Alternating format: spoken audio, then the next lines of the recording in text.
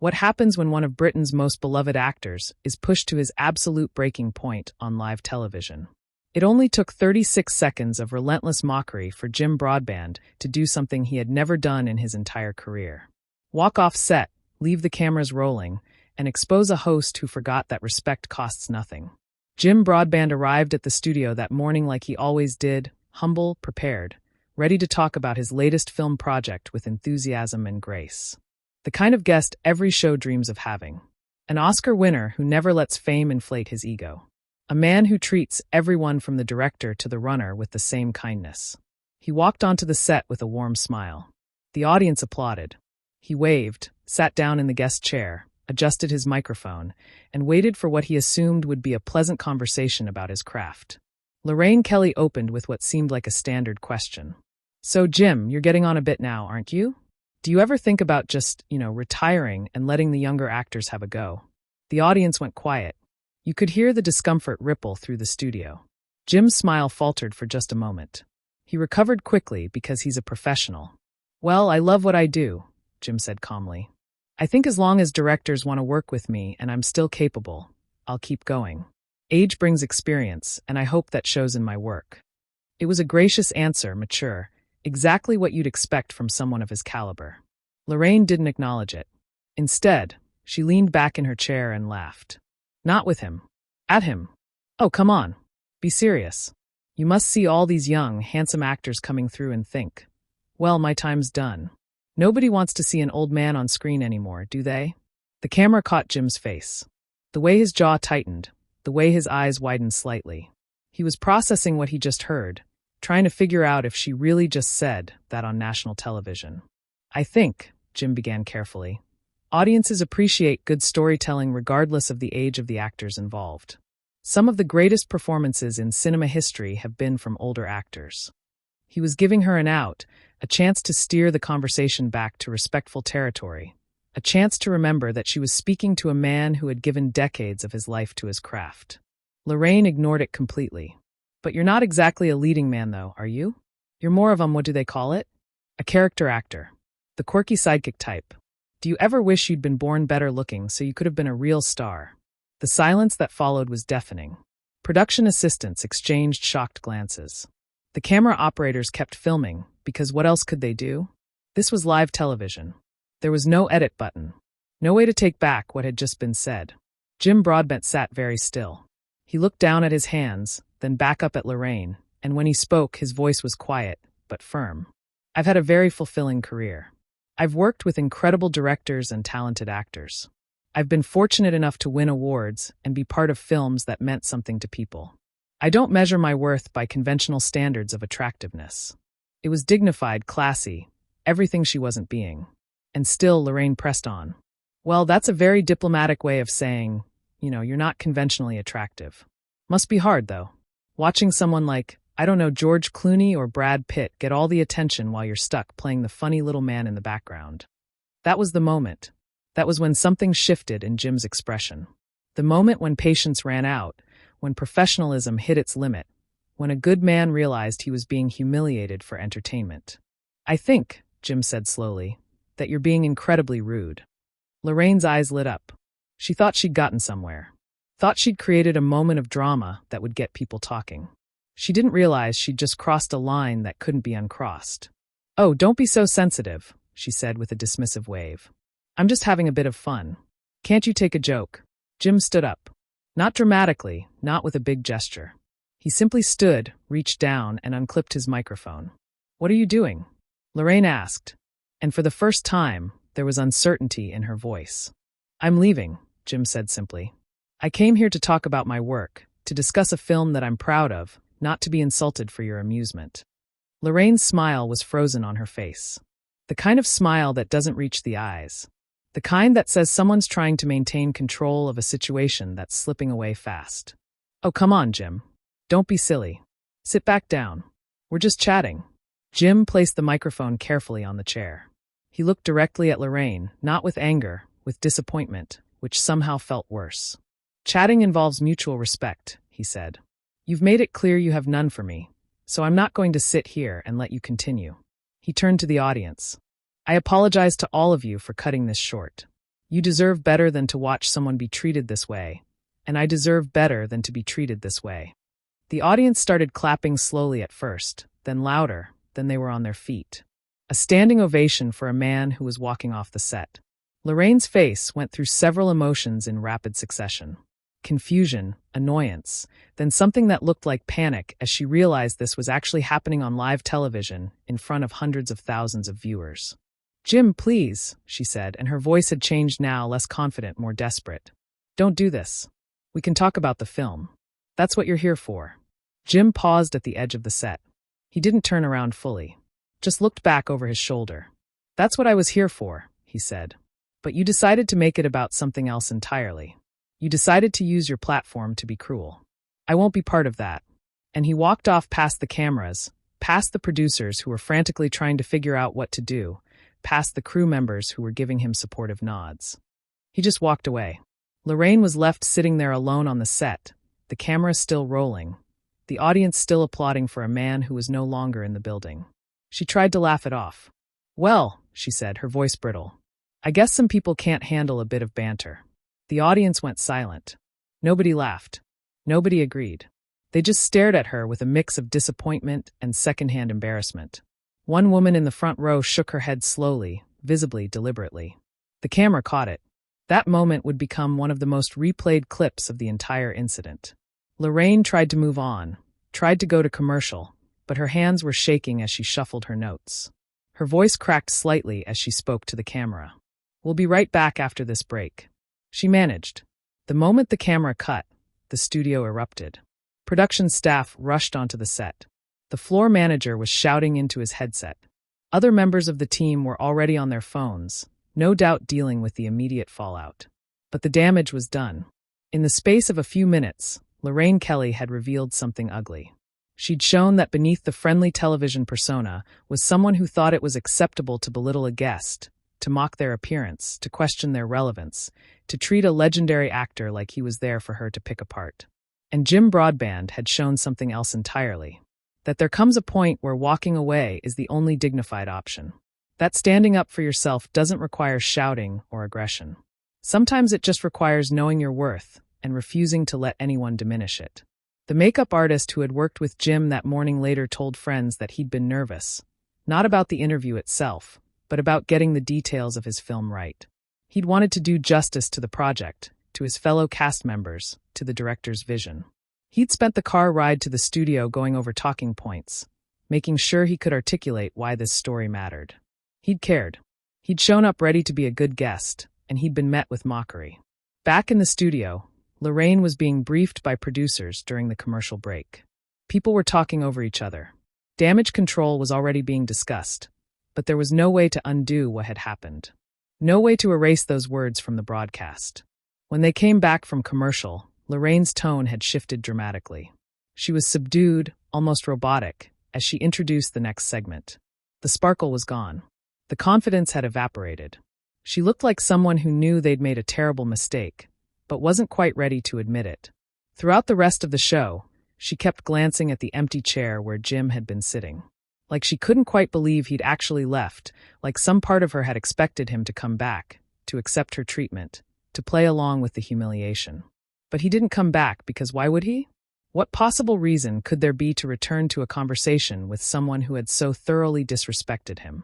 The other guests that morning were noticeably uncomfortable. A cookbook author who was supposed to demonstrate a recipe kept her answers short, polite, but distant. A musician promoting his new album seemed eager to finish his segment and leave. Nobody wanted to risk becoming the next target. You could feel the tension through the screen.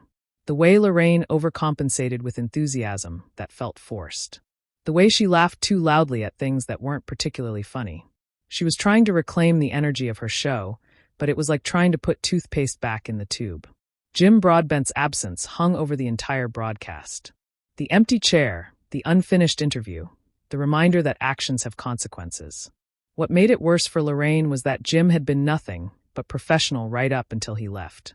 He hadn't shouted, hadn't sworn, hadn't made a scene in the traditional sense. He'd simply stated his boundaries and enforced them, which made her behavior look even worse by comparison. She'd pushed and pushed, expecting him to just take it, expecting him to smile through the insults because that's what guests do. They promote their projects and they put up with whatever the host dishes out because that's the game. But Jim had changed the game. He'd said no. And that simple act of self-respect had exposed everything wrong with the dynamic Lorraine had tried to establish. The interview that was supposed to last 15 minutes had lasted less than 5. 5 minutes for a career's worth of goodwill to evaporate. 5 minutes to go from beloved morning television host to cautionary tale. And through it all, Jim had maintained his dignity. That was perhaps the most damaging part for Lorraine. She couldn't paint him as difficult or unreasonable. The footage showed exactly what had happened. Her words, her tone, her complete lack of respect for someone who had earned it 1,000 times over. Jim Broadbent had spent decades being the consummate professional, showing up on time, knowing his lines, supporting his fellow actors, never complaining, never demanding special treatment, just doing the work and doing it well. He'd played kings and commoners, heroes and villains, lead roles and supporting parts. He'd done it all with the same level of commitment and grace. He'd never been the subject of scandal, never been accused of being difficult to work with, never given anyone a reason to doubt his character. And in one morning, Lorraine Kelly had decided that none of that mattered, that it was acceptable to reduce him to jokes about his age and appearance, that entertainment value justified cruelty. She'd gambled that he would just sit there and take it, that his professionalism would keep him in that chair no matter what she said, that his desire to promote his film would override his self-respect. She'd gambled wrong. The audience's reaction told the whole story. They didn't applaud when Jim was insulted. They didn't laugh at the jokes at his expense. They sat in uncomfortable silence until he stood up for himself. And then they gave him a standing ovation. They knew what they'd witnessed. They knew the difference between good-natured teasing and genuine cruelty. They recognized that Lorraine had crossed a line, multiple lines, and they showed their support for the man who refused to accept that treatment. That's what made this moment so powerful. It wasn't just about one actor walking off one show. It was about the broader question of how we treat people, especially people who have earned respect through decades of dedicated work. Jim Broadbent didn't know Lorraine Kelly his dignity. He didn't know her the right to mock him on national television. He didn't know her the performance of pretending that her words were acceptable. He owed himself better than that. And he gave himself better than that by leaving. The conversation that should have happened was obvious. Lorraine should have asked about the film, about Jim's approach to the character, about working with the director and cast, about what drew him to the project, about the themes and the story. There were 100 interesting, respectful questions she could have asked, questions that would have given viewers insight into the creative process. Questions that would have made for engaging television without requiring anyone to be diminished. But she'd chosen a different path. She decided that controversy was more valuable than content, that getting a reaction was more important than having a conversation, that her entertainment was worth more than his humanity. And it had backfired spectacularly. Jim's walk off the set wasn't planned. It wasn't a publicity stunt. It was a man reaching his limit and making a choice in real time. You could see it in his body language. The way he paused before standing, the way he carefully removed his microphone, the way he apologized to the audience. These weren't the actions of someone looking for attention. These were the actions of someone who had tried to be patient, tried to be professional, and finally realized that continuing the interview would require accepting unacceptable treatment. Lorraine's attempts to minimize what happened made it worse, calling it banter, suggesting Jim was being too sensitive, implying that the problem was his reaction rather than her actions. It was a masterclass in how not to handle a situation you created. The woman in the front row who shook her head became symbolic of the audience's response. She'd seen enough, heard enough, and she made her feelings clear without saying a word. That gesture said everything that needed to be said about who was in the wrong. This wasn't about someone being unable to take a joke. This was about someone being subjected to a series of insults disguised as jokes and deciding they deserve better. Jim Broadbent walked out of that studio with his dignity intact. His reputation not only undamaged but enhanced. He'd shown that kindness doesn't mean being a doormat. That professionalism doesn't mean accepting abuse. That there's strength in knowing when to walk away. Lorraine Kelly was left to face the consequences of her choices. Sitting in that chair, watching a respected actor leave her set, realizing too late that she'd mistaken cruelty for entertainment. The empty chair told the story better than any words could. It was a physical representation of the respect that had been lost, the the conversation that could have been, the bridge that had been burned. And all of it happened because someone forgot the most basic rule of being a host. You're there to make your guests comfortable, to draw out interesting stories, to create a space where people want to share themselves with your audience. You're not there to tear people down. You're not there to make yourself feel superior at their expense. You're not there to confuse meanness with wit. Jim Broadbent understood this. That's why he'd been such a successful actor for so many years. He understood collaboration, respect, the importance of lifting others up rather than pushing them down. Lorraine Kelly forgot it. And in forgetting it, she created a moment that would define her career in ways she never intended. The interview that never finished. The actor who walked away. The host who went too far. It became a cautionary tale about power dynamics and respect. About the responsibility that comes with having a platform. About the difference between entertainment and exploitation. Jim Broadbent didn't need to give a press statement afterwards. His actions had spoken clearly enough. He'd drawn a line and enforced it. He'd shown that even in an industry that often demands people swallow their pride, there are still boundaries that shouldn't be crossed. And he'd done it all without raising his voice, without losing his temper, without compromising who he was as a person. He'd simply said, "Enough is enough," and acted accordingly. That's the power of knowing your worth, of understanding that you don't have to accept mistreatment just because someone has a microphone and a camera. Of recognizing that walking away can be the strongest statement you make. The 36 seconds that changed everything weren't dramatic in the traditional sense. There was no shouting match, no thrown objects, no theatrical exit, just a series of increasingly disrespectful comments met with patience until patience ran out. And then a man stood up, removed his microphone, and left, taking with him any illusion that what had happened was acceptable, leaving behind an empty chair and a host who had to face what she'd done. That empty chair said more than 1,000 words ever could. It said that respect matters, that dignity matters, that there are consequences for treating people badly, that entertainment doesn't justify cruelty, that fame doesn't give you the right to belittle others, that even the kindest, most professional people have limits. Jim Broadbent found his limit that morning, and when he found it, he honored it.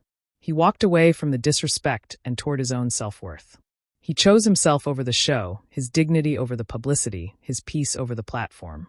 And in doing so, he gave everyone watching permission to do the same. To recognize when they're being mistreated, to understand that it's okay to remove yourself from situations where you're not valued, to know that standing up for yourself doesn't require aggression. Sometimes it just requires the courage to leave. The studio fell silent after he left. The applause faded. The cameras kept rolling. And Lorraine Kelly sat there in the wreckage of her own making, learning the hardest way possible that some lines once crossed cannot be uncrossed. Some words once spoken cannot be unspoken. Some damage once done cannot be undone. And some people once disrespected will simply stand up and walk away, taking their dignity with them, leaving nothing behind but a lesson for anyone paying attention.